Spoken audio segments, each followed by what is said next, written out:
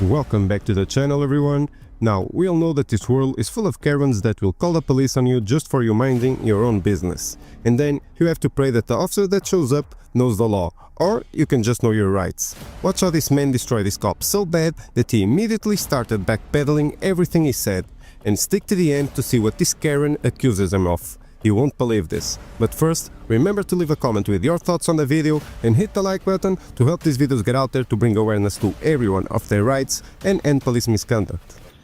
How you doing, sir? I'm doing good. How are you? I'm Corporal Watt with the Millsboro Police Department. The reason why we're making contact, some lady came out to report that you've been sitting out here for over 4 hours. Okay. And we're just trying to find out what the deal is, what's going on.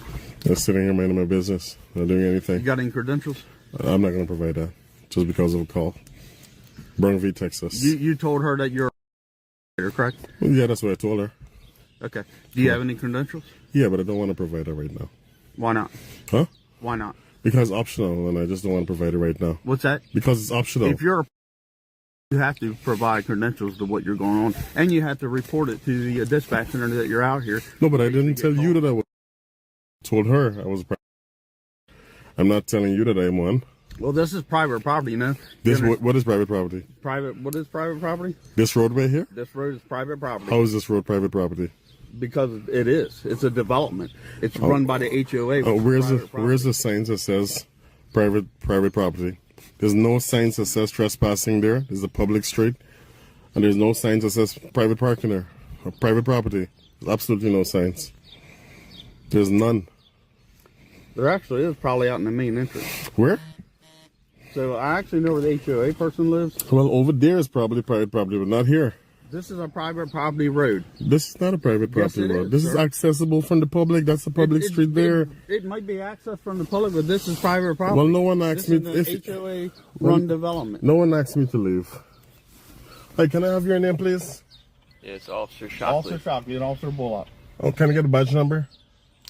1098. Can I get a badge number? 1082. 1082, okay. Yeah. So even if it's private property, the owner has to ask me to leave, and this is a public street. Okay. I already did a GIS survey. I already did it. Investigator, we can also remain out here until you're completed your investigation. Right from the opening frame, tension is in the air. The narrator warns us, this world is full of Karens that will call the police on you. And immediately, the stakes are set. A man, minding his own business, is suddenly thrust into the crosshairs of a complaint. Watch closely as the officer arrives, polite yet firm, and questions him about credentials and private property. The audience is left on edge. Will this escalate, or will he stand his ground? This is where curiosity meets suspense, and you can already feel the drama simmering beneath the calm surface. Every word here is loaded, setting the tone for a confrontation that promises to test knowledge, patience, and rights.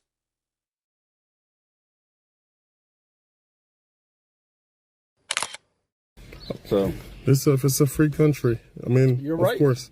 I'm not trying to be disrespectful, but I'm not gonna. What she's worried about, she has a child that's out here, and people abduct kids. But did she accuse me of? About that. Did she accuse me of abducting anyone? No, but she's worried about it. It's a safety. I'm worried about a lot of things too, but I don't be calling the cops on people for every little issue. If there's no crime, unless there's a crime, right? You're right. Yeah. Well, your tag doesn't come back to anything, so I'm going to be running everything else. So, if you don't mind me asking, what are you investigating? Huh? What are you investigating? Okay. Yeah. Okay. But I just don't like to identify just because someone calls. You understand that? I just don't like to identify just because someone called. V, Texas State, absent RAS. There's no probable cause for you guys to get my information. And that's the reason why I don't want to call. I know he's going to probably want some retribution because I know my rights. But I'm not asking that lady to identify. I gave her a courtesy of telling her what I'm doing here when she approached me. And I thought that was the end of it, but apparently not. I didn't have to. I could have stayed silent and not say a single word. Right? And it's my right not to identify. Why she's concerned? I have a lot of concerns too, but if I'm not breaking the law, right? Should I identify? Should I just give up my Fourth Amendment rights? Well, no one's asked you for your information. Yeah, he did. Okay. That officer did. Well, you don't have to give it to him. I know, but you heard what he said just now. What? I have your tags. I'm going to run your information. I'm going to run everything. Just because I invoked my rights. You think that's fair? I'm not doing I mean, anything you're parked wrong. on a public street. Yeah. A lot of people park in a public street. That car is parked in a public street. So, you're right. It's a public roadway. So you can park here. We're more concerned about what's going on. Yeah, but I dispelled your fears. I said you're right. Okay. what I'm doing. You guys have the tags, so no, you know, right? And not a single person reported a crime. They're just a suspicious car. Suspicion is not a felony or a misdemeanor. Yeah, I know. Right? That's why we made contact with you. Exactly. And I'm talking to you, right? I didn't have to say a word. I could have just stayed silent the entire time, but I'm not that type of rude person who just doesn't say anything. We're all humans, right? So I prefer to just communicate a little bit, but I'm not gonna give up my rights just because of her fears. At no point in time did I trespass on anyone's property. I stayed in my car. This is the safest place I can be. Yeah, and I told you why we made contact with you. I heard you. Okay. I heard you. So, yeah. But do you have any questions? yeah, am I gonna be is there gonna be some sort of retribution just because they invoked my rights by this guy here? I understand. You sound reasonable. You sound like a professional, honestly. Now the tension ratchets up. The man calmly asserts his rights, refusing to hand over identification simply because of a call. The officer pushes back, citing procedure and property rules, but the man remains unshaken. This is where the drama peaks. It's a battle of knowledge, law, and nerves. Each exchange crackles with suspense as the man dismantles assumptions and asserts the law clearly and confidently. Viewers feel the intensity because it's not just words. It's a real-world test of what you're legally allowed to do when confronted. Will the officer push harder? Will this turn into a confrontation? The suspense is tangible, and the audience is glued to every measured response.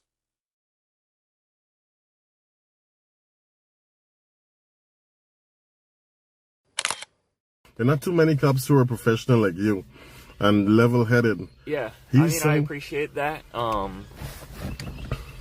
You're right. It seems like you know your laws. Yeah, I'm very much aware of all of them. Yeah. But no, we're good to go as long as you don't have any more questions. Yeah. And you can be very fair. I'm not disrespectful to either of you. I just want to invoke my rights and be left alone because I will try to tell people, okay? If in my neighborhood someone parks a car, they're there for several hours, of course I'd be concerned, right? Yeah. But what I would do is just document their license plate number, take a picture of the car, but I'm not going to call the cops on someone for no reason. Yeah. You know, if I see them trying to sneak into someone's property, well, that's a different story, right? But someone just sitting in their cars, you know, I got to understand their fears can't trump people's rights, you know, to just be here on a public street. Yeah. Right? I mean, I wouldn't do that to your son. I mean, I'm just assuming you have a son or whatever. No matter what color they are, I wouldn't do it. And maybe that's something that people need to be aware of, you know? Yeah, but you have to understand the day and time we're in. Listen, it's always been danger from way back then to now. We're in the safest times we've ever been in right now with the level of security that we have. Okay? Yeah. Things were worse back then. We have a lot of security. There are cameras everywhere. The minute you call a cop, That they're here. doesn't mean things don't happen. No, things do happen. Don't get me wrong. But nothing is happening here. Right? And things happen everywhere. So we can't be calling you guys for every single little thing. Imagine if everyone did that. You guys would be stretched thin. Right? From one call to the next. To the next, to the next, to the next. Imagine that. We gotta use... We gotta be rational and think about when we call the cops, man, instead of wasting resources like this. Say, ma'am, hey, do you have the license plate number? We have the tags, and we'll send an officer just to drive by and observe. And I think that's how it should be. Yeah. Okay. I mean, well, I hope you agree and understand where I'm coming from. yeah, I hear you. Yeah. But I'm gonna get out of here, okay? I appreciate you, man. All right, do you have a car? Can I get the CAD number? I want to request that 911 call and hear exactly what that person said. So they came to our police department. Oh, they actually came all the way there? Yeah. Huh. Well, the incident number then, so I can... Let me go get it for him. Thank you.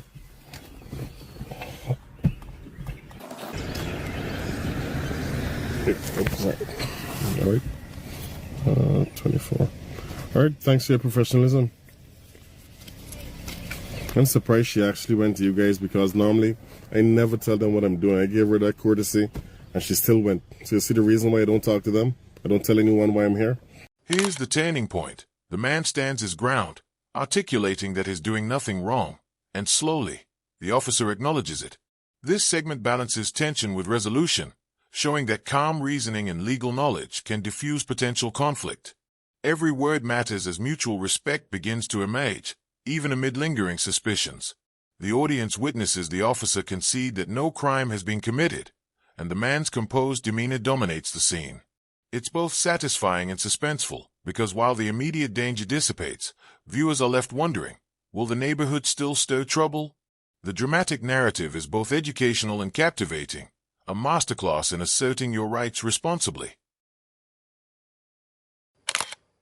They still call the cops regardless. It's a waste of time. So, All right. Well, you have a good one. you too, man. There's a lot of attention in front of my house. I'm not going to do anything. I'm just wondering why all this attention in front of my house. I don't feel. I gave you the courtesy by telling you what I was doing here to dispel any fears, and yet you still went and called the cops on me. I'm gonna. You just said you went there. You're the only person who I told what I was doing, so it is you. No, I told my neighbors that that's why you were here, because we've all talked. Well, I'm not doing anything illegal, and I didn't even have to tell you what I was doing. I could have stayed quiet, left my windows up, and not said a word to you. But I chose to be respectful to you because I saw you had a kid. Let you know why I was here, but still they called the cops on me. This is the reason why I never tell anyone what I'm doing. I can't speak for what other people do. I wasn't even home. I left and I'm here, and then I got two cop cars in front of my house. Domino effect. You told someone and someone went and reported me. So that's what a neighborhood does. We take care of each other. Who's well, you could say, well, he's here for a good reason. At least that's what he said. Let's just take a picture of his car. We got little girls, we got kids. And I got kids in my neighborhood too, and I don't call the cops on people who park there. And you know what I do? I take note of the car, take a picture and document the license plate number and watch. Yeah. There's no crime until there's a crime. So what you'll need to do, and here's the problem. This is a private roadway, but the only thing is what he's saying. If the HOA has signs up saying that it's private property, yeah, or soliciting, we actually, if we had that up there and signs were on there, we could actually pull them out of the car and lock them up. Criminal trespass. They can't do that. You'd have to give me the opportunity to leave. We don't have the signs up there. There's nothing that we can do to take action right now. Mom, let me tell you how trespassing works. You'd have to give me the opportunity to leave, okay? Exactly. And he said he would pull me out of the car. You see what? No, I exactly said. You see what happens? We would have to give you the chance to leave. You see what happened? No, he didn't. What was his words exactly? We could have pulled him out of the car. Let me. But I'm just saying, you see why you don't call cops? Because ignorance is bliss, and people like this cause harm to innocent people like me who are doing nothing wrong by pulling me out. And I will sue their department from now till to the end of time, okay? Especially him. I misstated the term, okay? What I said, we would make contact with you, okay? And then if you refused to leave, then we would take action. That is the correct procedure there, not yank me out of the car. I'm sorry. All right? There's a proper procedure. I'm very well aware of all the procedures, okay? So that's why certain things can't fly by me. I know my rights. I just want my daughter to come outside and feel safe in our front yard. That's all I'm asking of you right now. That's the only thing I'm asking, is for her to be, this is where they play. There's all this street here. Will you please, with all the courtesy, just move there and you can. And then what? Have that neighbor call? When I'm right down here and you're aware of what I'm doing? But nobody's outside over there. What difference would it make if I park on the other side of the street, opposite your house? How does that make you feel safer? Can you just explain that to me? My kid doesn't want to come out. I talked to her about stuff, and it's just... Mom, please teach your daughter the law and people's rights and tell them I'm not here to cause them any harm, okay? It's not. I didn't even want to... We don't know that. We don't know who you are. I don't know who she is. What if she has a body in her basement right now? Do you know that? No. Okay, I don't know that. Listen to me as a mom. You see, you're... I'm a father, okay? Well then, or So, as a father, listen to me as a mom speak. I'm a mom is what I'm saying. I know what you are. Okay. But what I'm saying is, my child came home and she's got two police cars She's asking me who the car is. She heard me ask you who you were. You said who you were.